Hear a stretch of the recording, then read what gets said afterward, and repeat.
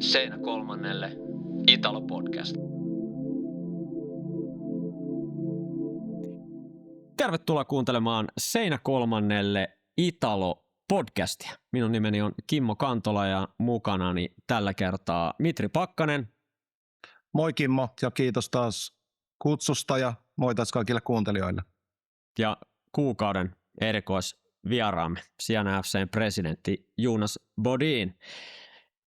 Jonas, welcome to the show. We are very happy to have you here. Thank you. Thank you so much for having me. This is a historic Italo podcast episode because mainly our language is Finnish, and this time we will use English. We could also be speaking Swedish, men den här tiden det är ganska lättare att vi pratar engelska. Okay. First of all, Jonas, this is a great honor for us, for you to be here. So you are at the moment, you are the Siena FC president. At the beginning, tell us, Jonas, something about your first touch with Siena and Italian football. The first touch with Siena for me would be August 2023 when we did the first approach to see if we could buy the club and be a part of the Siena history. My general life is in tourism, so Italy and the areas is well known for me, but from a tourist perspective. So, okay. But that was the first time getting in touch with the club. Yeah, we'll go into that later. But first of all, you said that your background lays on tourism. Tell us a little bit about yourself and your involvement in football in general. I think I've done two things in my life, good things at least. The one thing is football, and the other one is events and travel. So I used to play in Sweden in Pojkarna, and I used to play in the highest league in Greece for a couple of years in Kalamata, and then from there on, coaching in some levels, not the highest ones, and being in the boards for the Stockholm Federation and as a president for Pojkarna, which is a well-known big club. And in that sense, been starting to looking for a challenge and wanted to find something good to contribute with on the football level.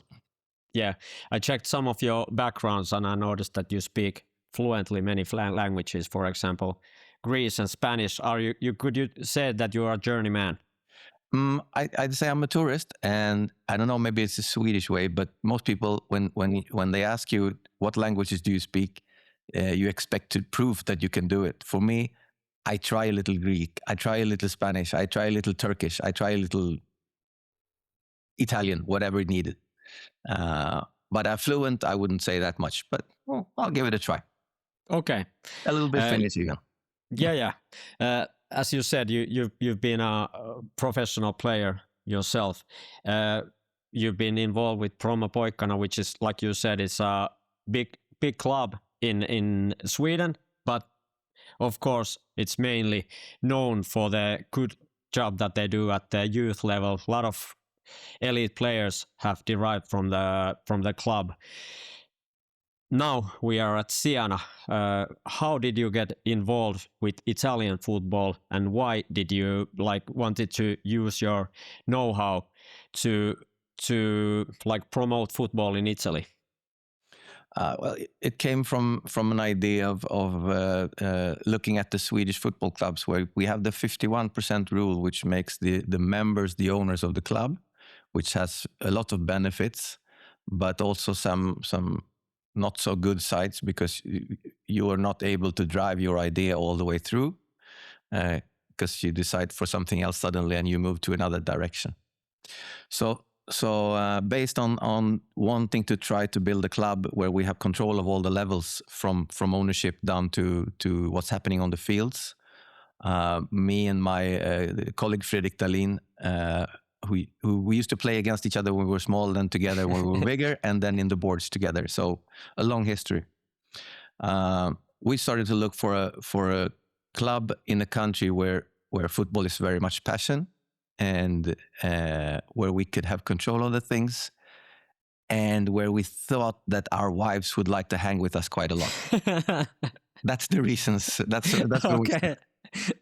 So sounds looking great. at Spain, looking at Italy. And just to let all the people know that Fredrik Dahlin is like a direttore generale at the club. Yep. Actually, we're at the moment we're three of us main conducting the club, which is Fredrik Dahlin, as I said, technical director, and also in the board and ownership, and Patrick Englund, who used to play for AIK in Sweden and also be in their board and the coach there. So, and he used to live in Italy, so he helps us with the language there. Okay. And a lot of other things. So, like you said, you were looking for a place where your wives could enjoy their lives. How did this Siena thing came to your perspective? Well, we started actually looking in Spain, but we wanted an area where people wanted to go to, and we were in more rural areas, and then we were told that Siena is newly bankrupt, and they're looking for no ownership. And to explain about the players and the project we want to run, it's about taking care of players that lost a bit of confidence, that need to be getting a new chance. And we thought, well, this looks like a club that also needs to have get a new chance and restore, because the history of Siena is built on a couple of years of success, but a lot of years of crazy things happening and bad things happening and tragical things. So for us, it was also a second chance project in that sense. Yeah. Before the start, we talked about Siena's history with Jonas, and I said that I had been there just before a breakdown. It was the year 2014 when the club was playing in Serie B, and it was until the last day that they played in that level. And after that, I counted there have been 8 different presidents. You are now the 8th. So in 12 years, 8 presidents, a lot of owners, a lot of going on in the club. Did you see it as a right move at the time because of the history that you could make something, make a difference more easily than in a club that is already well-run club? Yeah, I mean, for us, both we are football guys. We're not real estate guys, or we're not equity guys. So for us, we wanted a football project where we can make a difference. And Siena had a lot of trouble the past years with different owners and different situations. So we thought this could be a very good match for us. But also, if you know a little bit about the Siena history, you know that it's based on the 17 communities of the city, the contradas, which are very strong and very, very clear in the city. And on the football pitch, it's the only place where they actually very, very much are aligned. So it's with the history, with the old palio, the horse race around the city, and the mayor in the city, which is very strong on believing in what we're doing. We think we found a very good spot. And Tuscany, and the wine, and the food, all the good. Say no more. Jonas. Fantastic. Could you tell us about the project? How did you buy the club? And like you said, it's not a traditional way to own a club, at least in Italy. Can you tell us about the structure that owns the Siena Football Club at the moment? Yeah, when we first came down in 2023, we lost the club because they just been bankrupt. The former owners just been bankrupt, and we presented our case to the mayor, and and they didn't dare to go with us because they didn't dare to go with people from abroad again. So they chose a Italian company to go. When we came the first time, just to get it straight, so you need to ask for the municipality to let you give you like a permission to buy the club. When it's bankrupt, it starts like from zero. So then you start with the municipality. But if you buy someone else's club already existing, it's a normal acquisition. So in this case, it was a bankruptcy. So we met with the mayor and had very good talks, but they decided for Italian guys. And when we came the first time, we only were 5 investors plus the 3 of us, and so we lost it, and it went almost another year, and then the owners and the municipality came back to us around May 2024 and said, nah. They don't want to go on, and they want to sell it to you guys if you want to take over. And we still liked Siena very much, so we thought let's see what it is, and maybe we should set up in a different way. So we asked all our friends, people we worked with together, people we played with together, someone's mother, someone's cousin.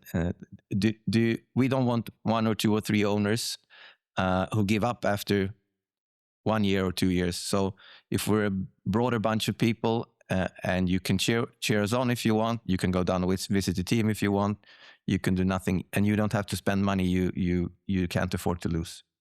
So we ended up now being 182 owners, friends, and the only mutual thing is that everybody knows us. Okay, but how are the decisions being made? Like you said in the start, in Sweden it was a problem because you could only have the 51, and it was difficult to get those decisions. How can you run the club and do what you want if there are so many owners at the moment? Yeah, well, the base idea from the beginning was that me and Fredrik and Patrick have 51%. So we have control of the base things. Yeah. So the others are investing on different levels. Some of them are professional investors, so it's on a good level, but it's also friends and family and people believing in Siena and us. Yeah, that sounds like a great idea, but how is it basically being done? If you want to make, for example, some kind of changes in the way the club is run, how do you make the decisions? How do you listen to the other owners, or do they want to be heard at all? We set them up in project groups. So if someone wants to be a part of the scouting group, they can be that if they want. We have a group talking about the stadium project. We have a group talking about the girls' academy, and so they can contribute where they want, if they want. And then we have the organization down there, which is like normal club in the Nordic region. It's not too many people working for the club on site. So I think they have full job managing all the ideas we come with that they are supposed to execute. So it's a bit challenging there. How are the locals, the people who have always been close to the club? How are they involved in everyday running of the club in some way? Well, our first meeting with the fans, of course, they asked us, "What are you doing here? Why are you here?" And I have full respect for that question, because you see the history of the club, that it's been people going in and out for a year and a half or 2. But for us, me and Fredrik and Patrick, we are in the late stages of our working career. So we believe this is the last big project we will do. So our commitment is long term. However, we know the challenges with the Italian bureaucracy and the rules and all the lawyers and all the things to manage in the right way. So it's definitely been a challenge, and the goal for us is to build a club, not a team, which has been something we tried to explain to the city and to the fans. We believe we need to do it step by step. We will not buy one expensive left defender and hope for the best. So we'll do it step by step. And we will not move up in the system until we're ready as an organization, because as I told you, I come from Brommapojkarna. I think we had 10 years in a row where we skipped from one division to the other one. It's the worst thing you can do as an organization. So we will grow when we're ready. And the first now year and a half, 2 years that we've spent has been about organize us in the right way at the office or the management, understanding the rules and understanding all the different angles and traps and all these things. And the next step that we're stepping into now is about growth and about promotion. So what the fans been waiting for is for us to go up to Serie C as soon as possible. That's also our goal, but not in a rush, in controlled way. You said, like you said, this is for the long term. This is now the second season at your helm. How has the progress been in your perspective at the moment? Are you at the moment in the place you want to be after almost 2 seasons? In some parts, very much yes. In other parts, not so much. So, for example, when we stepped in, it was just 1 month after the season started last year. So coaches and players were already set, which means that what we did for this year was that we lowered the age for the men's team from 28 something to 22 something. We added the value of the squad, almost doubled from the season before. We chose young players that want to train a lot, that want that are on the way up in their career. So those things have been going good result-wise. You always want to be in the top, we as well, but we had a tough period in November, December, where both us and the fans were about frustrated about what happened. On the women's side, we started a team from zero because there was nothing. We have a very good coach stepping in for us and a good team, so we will win the league. And the plan is to move up to Serie C as soon as possible with the women. So we have some good there, and the same with the men. What was the reaction from the local press, from the local, like you said, the fans were obviously curious. They wanted to know what are you doing here, but how the local press and the local authorities, how did they react to your involvement to the club? As I said, skeptical in the start, still skeptical every now and then, definitely skeptical after we lost the game. So it's what we love with the Italian passion about soccer and about you live for it in a city that has been a Serie A club. In some senses, always are mentally. So the demands are high. We have good dialogues with the different fan groups, and we feel that we have the support from the city and from the fans. They want it to go fast. We try to remind them that we go slow. We also have a different way of communicating. Maybe they want to communicate a little bit more often, and we say something when we have something to say, which is sometimes a bit different ways of working. But I think it's an everyday struggle to have a good relations with everyone involved in the club and being very passionate about the club. How about the municipality? How are they involved in like every day? Do you need to be in contact with them and in time to time? So how are they like coping with the situation? First of all, you should know that the Siena Stadium is within the UNESCO area of the city, in the old city. Yeah. So the stadium is owned by the municipality.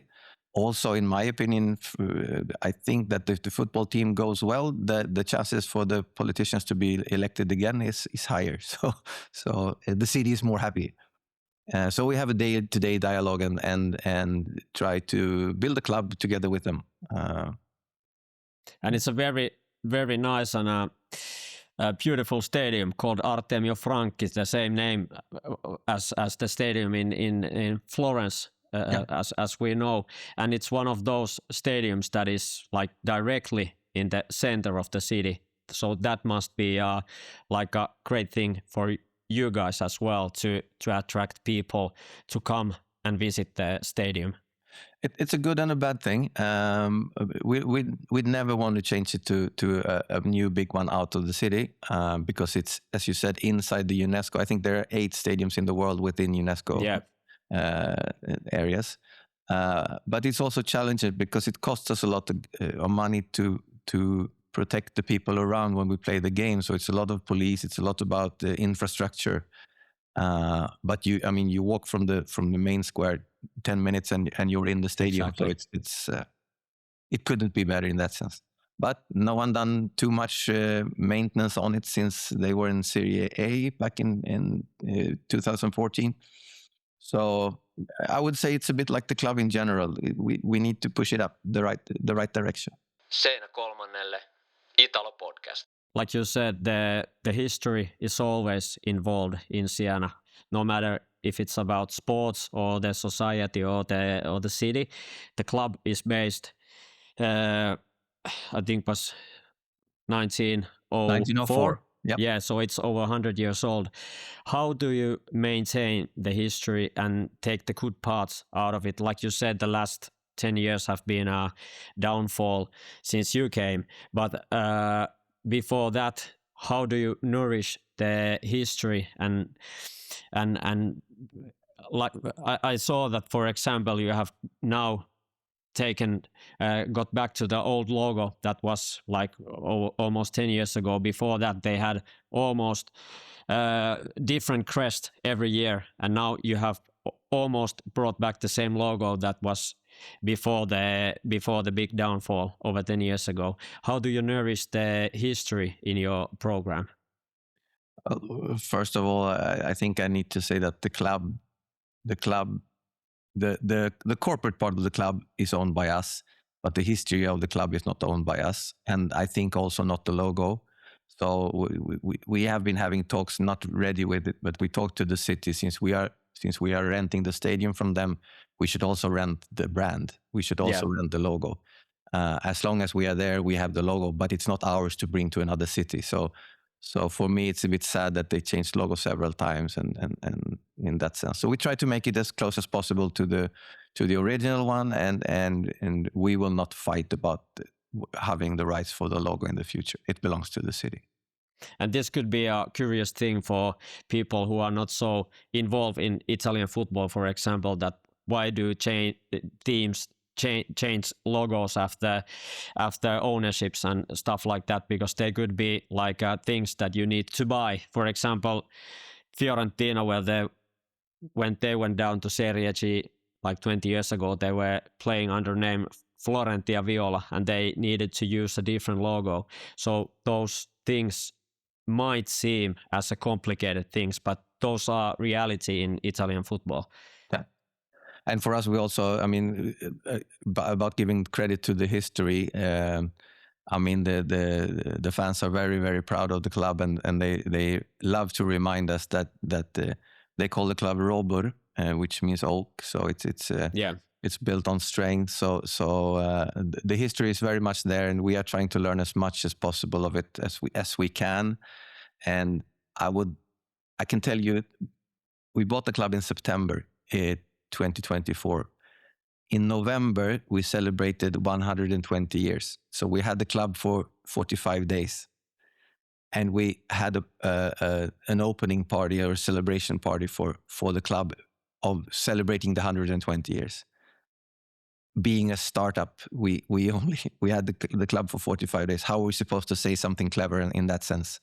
Not very easy. All the old players, coaches, everyone who's been involved in the club for a long time. So we probably stepped on some toes, and maybe someone didn't understand that we didn't understand who is who and why. So it was a remembering challenge and a remembering start, but all the respect for the history and the good parts, and also respect for the tough parts.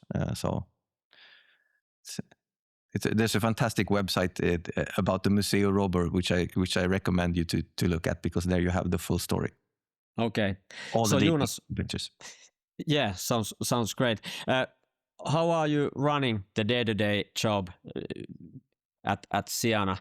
As I understood, you also live in Stockholm, so you need to divide your time between Siena and Stockholm. So how are you doing your best for the club?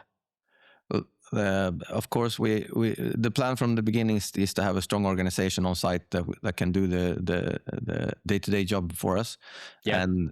And we decided to be 3 of us, to be able to be 1 of us down as much as possible, which works in periods, but not all the time. I know the fans want us to be there even more, and we also want to be there even more, but as much as possible. We have a good team on site. Not too big, but doing a professional job, and try to run things as good as possible in the way that we communicate every day, every morning, together with them on day-to-day. Could I make one question for Jonas? Sure. Okay. I'm interested in how could you describe nowadays the current sporting and maybe operational level of Serie D in context of Italian and European football in general, I mean, if you understand my question. Yeah, very good question. When we came down, we were a bit curious on to see how the level is between we see mostly Swedish players, so the level of the Swedish players compared to the Italian Serie D level. Yeah. And we also had a couple of players down to just train with the team and see how it is to compare levels. We usually say that it's the second level in Sweden, Yeah. Superettan. That's very interesting. That would be the level for the team as a team in total, but some of the players would step right into the first team Allsvenskan teams in Sweden, some of them. So the level is very good. It's quite uncommon. Most of the players in Serie D run on 10-month contracts, so it's an overload of players. Yeah. Very good players. Yeah. For example, we've been talking about that topic in our podcast now and then, because some players who have played in Finnish Veikkausliiga, which is the Premiership in Finland, Yep. and they have went directly to the Serie G clubs, and some of them have made to the starting lineup. Some of them are like rotation players, playing every now and then, maybe scoring some 5 goals or about that. So comparing the Serie D to Superettan, in my opinion, it seems like a big statement, because I would say that Superettan would be a bit higher level, in my opinion. Could you tell us more about this thing, about your opinion? I think it's based on different logics, because the Italian way of football is more cynical than the Swedish. We are a little bit, I would say, they are more distinct, and they have a better positioning and a better technique level. So for Scandinavian or Nordic players coming down, they need to be on a good level. They definitely need to be on a good level. And also we have a difference in the year-round training, I think. So they are more well built because they have no resting seasons, or they're very strong both mentally and physically, which is a bit different from at least Sweden. I cannot talk too much about the Finnish level, but maybe longer training sessions. Longer trainings, both low energy and high energy in a good way. So So the players we've been brought down, quite a lot of young players, not startup players in Allsvenskan or Superettan. They've had a challenge to cope, I'd say, which you maybe not expect if you're a good player. Yeah, it's a good point and Very interesting. Yeah. Very interesting point. A few weeks back, we had a guest, Sakari Mattila, who is a former player, and he used to play for Ascoli in Serie B, and he was a part of Udinese's structure like 10 years ago, and he played in Norwegian the Premiership as well. And he said that one of the biggest differences between Finnish and Italian football is the level of how much the coaches demand from the players and how much the players compete against each other. No matter how good the player is who comes from Finland, he isn't so used to that the players are competing against each other in the same team. Yeah, they don't have that kind of a team spirit in that Nordic way, but they are fighting against each other. Do you see that as one thing as well in Italy? Yeah. If it's all, I think it's not the right and the wrong thing. It's different mentalities.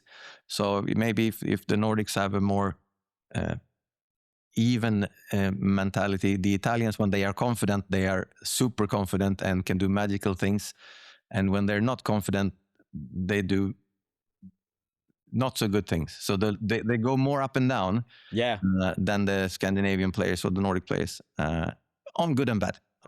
But the competition is there all the time.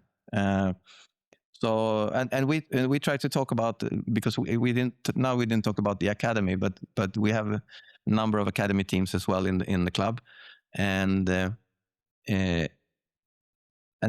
already they're very competitive. And maybe in the Nordics we talk about not selecting and not doing too much about that, which is for us, we believe maybe the parts of the leadership from Nordics, it can be good because we have some more patience on the players. Yeah, but at the same time putting demands on the competitiveness and the willing to train. Exactly. And that's a balance. Long answer. Yeah, very good answer, Jonas. Could you tell us a little about your scouting system and how do you recruit players and coaches as well? I watched your squad list at the moment, and there's only one Swedish player, so you don't get 10 Swedish players for the club. And obviously, because you play in the lower leagues, there is traditionally a lot of players on loan from bigger clubs. You got players from Serie A clubs as well.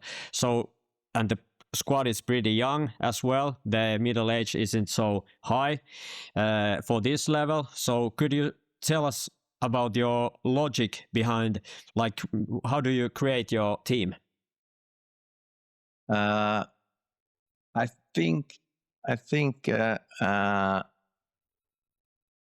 that we want to build a squad based on Tuscany players, young players that want to train a lot with us, that want to be part of us for several years, that want to grow with us, that we want to make better, develop better.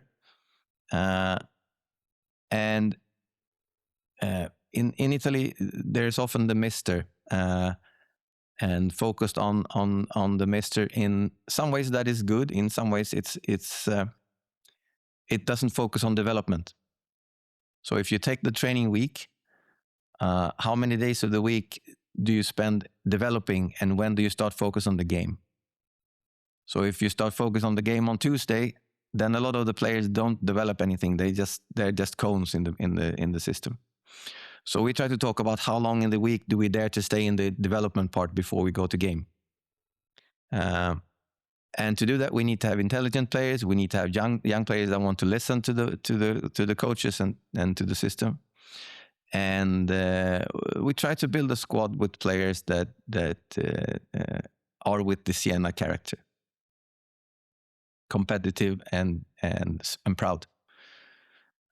So this is only the first year that we picked the players. So we had some Swedish players down, and we will for sure have some players coming from outside. But the team we have on site, they are very strong on the players in Tuscany. Seinakolmannelle, Italopodcast.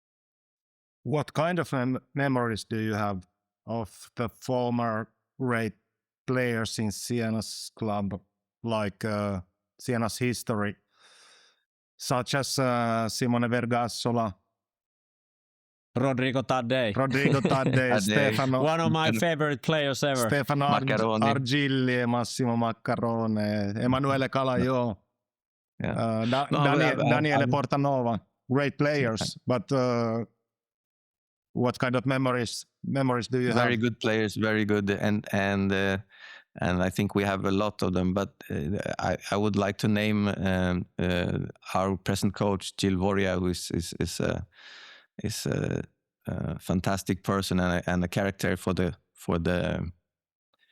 club. Gil Voria po svenska. Yeah. Gil Voria. Yeah. I thought before. Yeah. Gil Voria.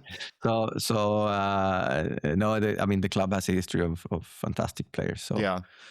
So and also youth players, for example, Leonardo Spinazzola is a youth product of Siena. That's true. For example, that's true. Yeah. No, the tradition to build strong young players is definitely there, or to scout them and find them. So yeah. And today that's a mix of gut feeling and experience and the good data. So you cannot rely on one part. You need to work on all. And Gil Voria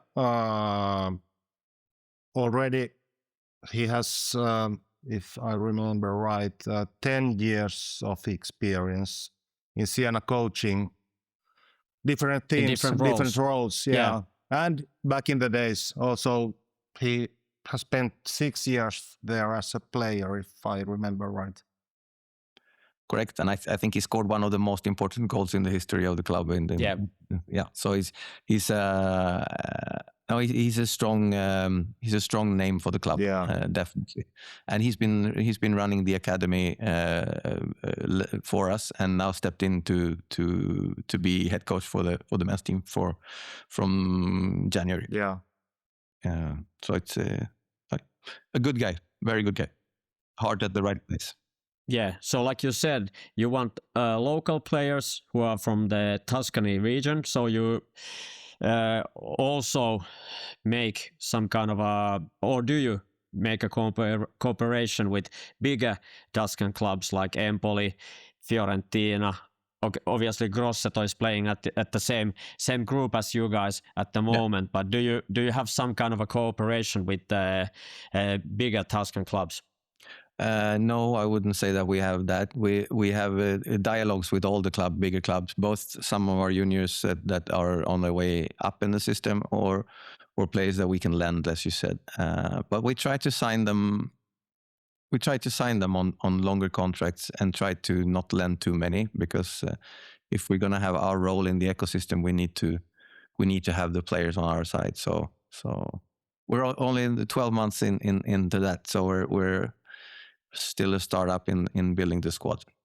Yeah, if we think about the Italian football pyramid, it's pretty clear that the first 3 tiers from Serie A to Serie G are like fully professional tiers, and the Serie D is like it's like a thin line, because obviously there are over 100 clubs involved, almost 20 to 18 clubs per group and 9 groups. So you can do the maths that there is almost 200 clubs at that level. So that you couldn't possibly say that what is the level of Serie D, because there is so many different clubs, so many different identities, how they run the club. But are you a fully professional club? If you think about the player contracts, for example, are your players all fully engaged to football? Some of them are so young, so they're still in school. But the ones not in school are fully professional in that sense. As an organization, I would say that Italy is very good at having all the staff around and have a good level backup around the club. So I would say that we're fairly professional in that.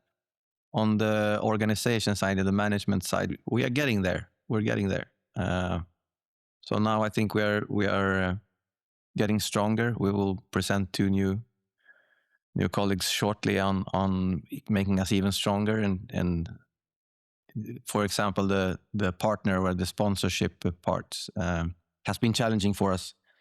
And we can understand that because it's been bankruptcy who want to step in and be a sponsor for a club that stays for a year and a half and then leave. So we are trying to be stronger on that side, on the revenue side. Also, a senior management on site when we are not there. So we will strengthen even more. But I would say professional in that sense, yeah. At the moment, now we are recording, and your club is at the 4th position in the E group of Serie D. How is this season turning up? It seems quite there's still a long way to go if you think about the promotion, because obviously the playoffs in Serie D and also in Serie D, it's in Serie G, they are very, very difficult to win. Grosseto is now leading. I think there's almost like 12 points to Scaravetta Pozzi, who is now at the 2nd place. So basically Grosseto is going up.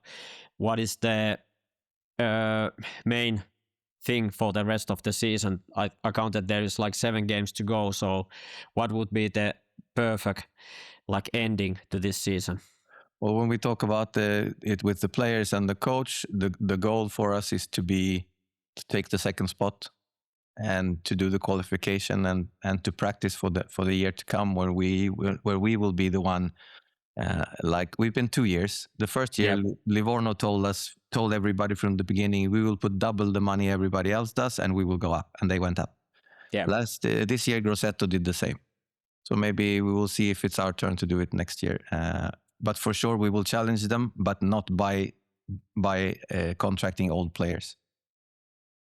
Mitri, you're welcome. Okay, thank you. I thought that which perhaps Siena players do you think could play at a higher level than in Serie D in the future? I mean, if you could name a few of them, some name, perhaps. Our goalkeeper born 07, Mikelan, came from Inter. I think he is the one in Serie D who kept most clean sheets, and also in Serie G. I think if I'm not entirely sure, but he's done a very good start for us, and a young player. Okay. We have 3 interesting young players as well as Cioffi, Lipari, and Nardi, who are extremely talented when they're on the high level. Yeah. So, and I think I can give you another 6 or 7 names. But I will believe it's those are the easy ones to see in today. But I think we'll surprise you with 1 or 2. Okay, va bene così. Va bene. A few months back, there was also news running that there is a bid coming for the club. Someone is trying to buy the club, and I read from the papers. What is the situation now? Obviously, you are still running the club, but is there an interest from another societies, another groups that are still interested in the club? Can you tell little about the situation at the moment?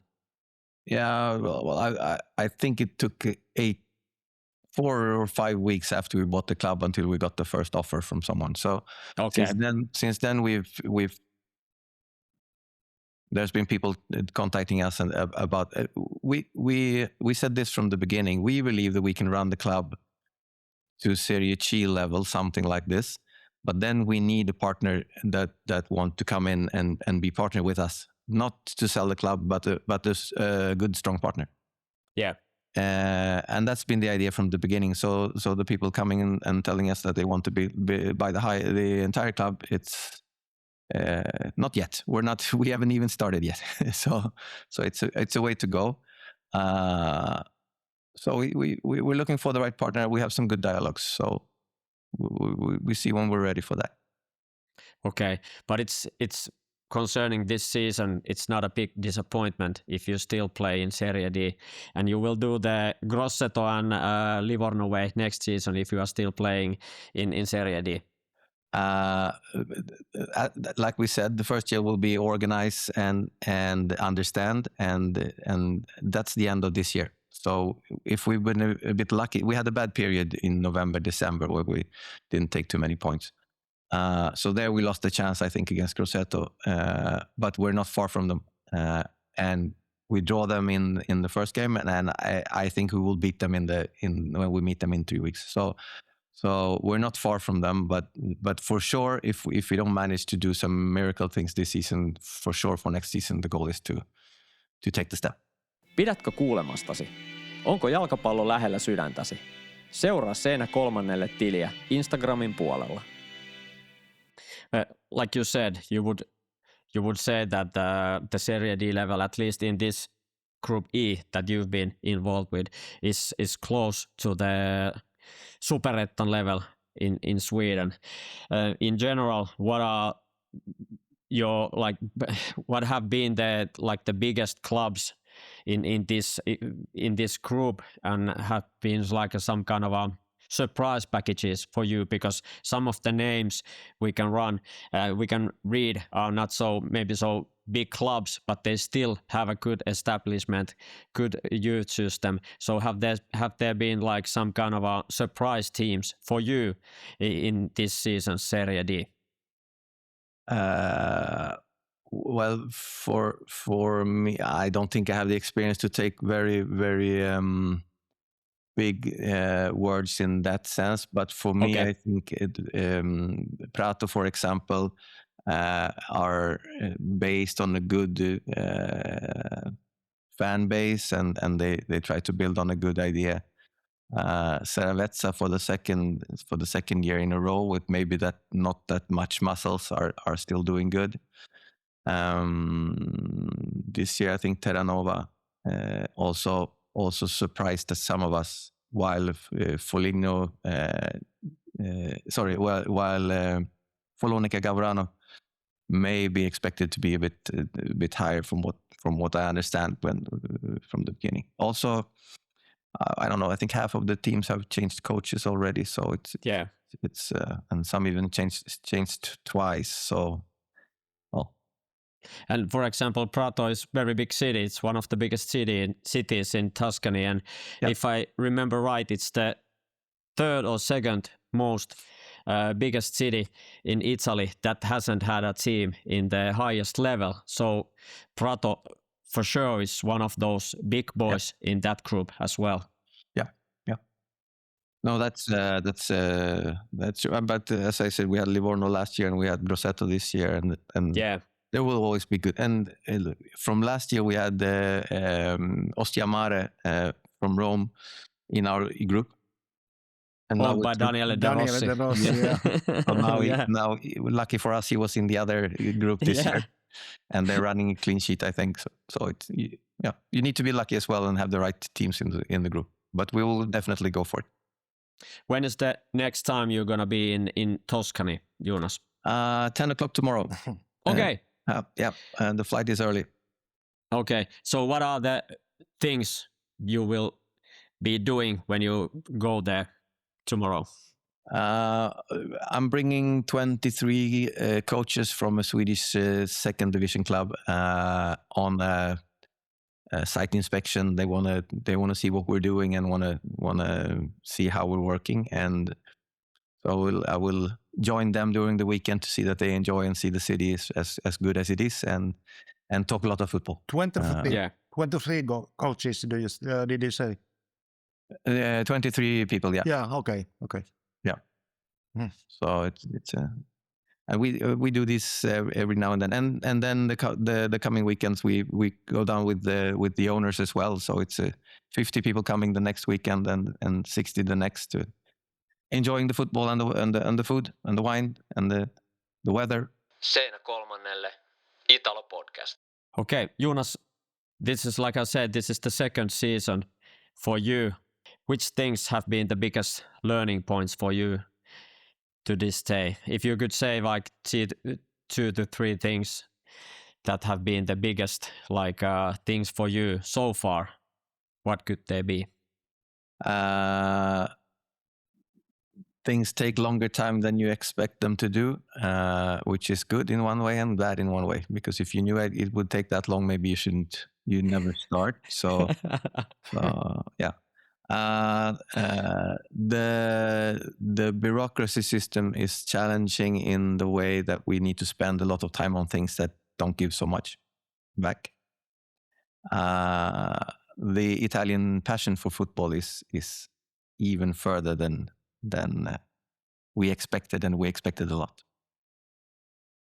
Okay, so you haven't seen any Jonas Bodin flags from the stands yet, so you are still in good spirits with the fans. No, I would say we had a period when they usually call us the IKEA Swedes, and Okay. I think they try to do it in a bad way, but for us, IKEA is a good thing, and we build step by step. When you build IKEA things, you build step by step. So we think it's a good thing, but I think they use it as a bad word. And yeah, no, they also told us when we had this period of not so many wins, it's time for you to leave, and you're not doing a good job and all that. But we promised them that we would do things in a different way than it's normally done, and we will do it step by step, not taking big risks and being too fast. And maybe they believe us step by step, and sometimes they don't. So it's part of the daily life. That's a good idea. Step by step. Jonas, if you could take one good thing from Italian football culture to Sweden, what could that be in your opinion?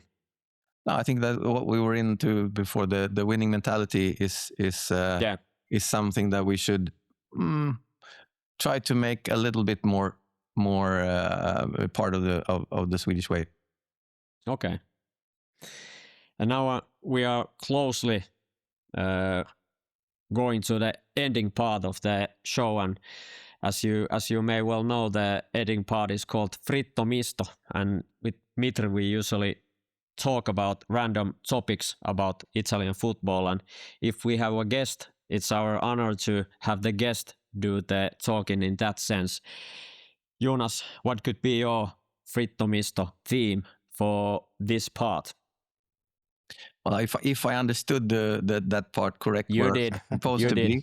I have like a little trend spotting on the clubs trying to build brands connected to something else than the sports. For Como with a luxury destination, and Venezia with the fashion house, and that happens to be around football, and Monza with the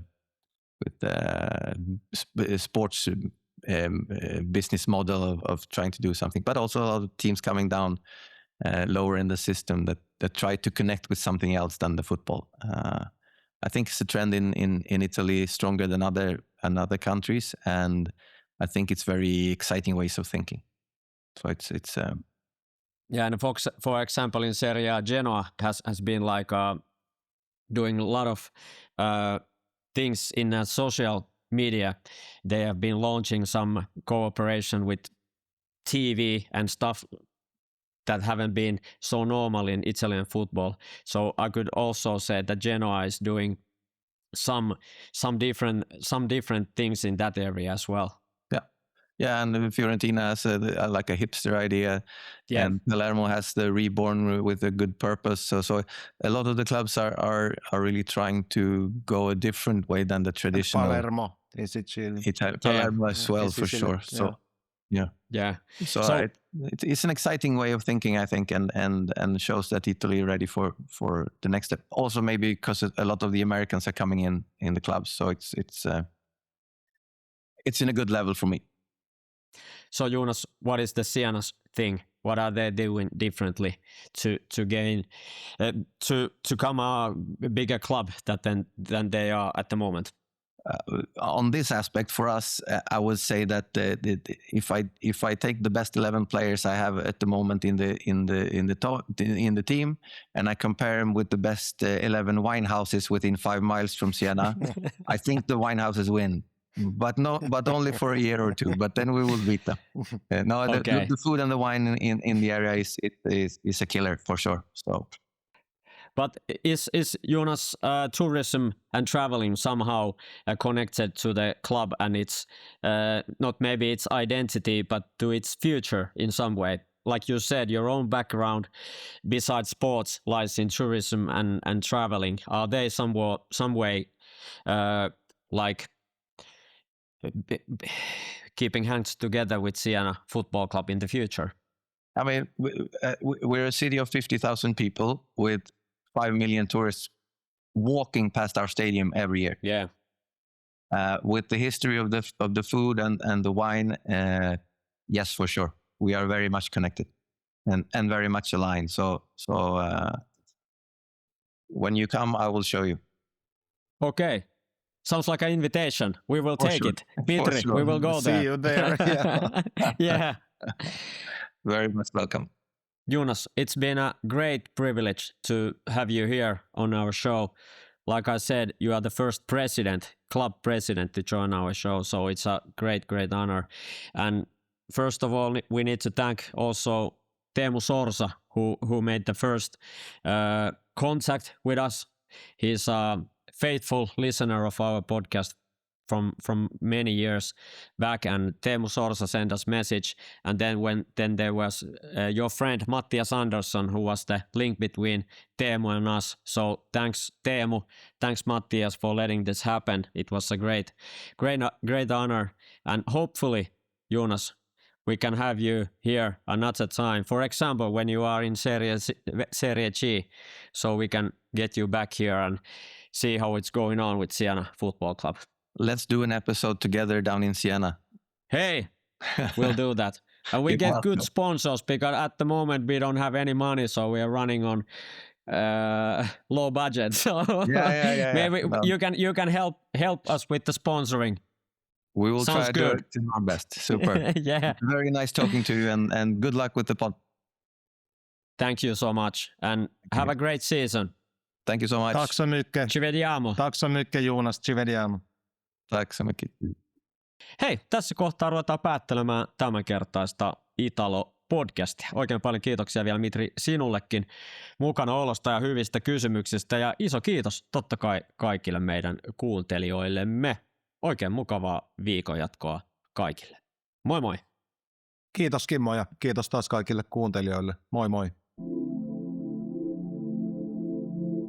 Seinakolmannelle Italopodcast.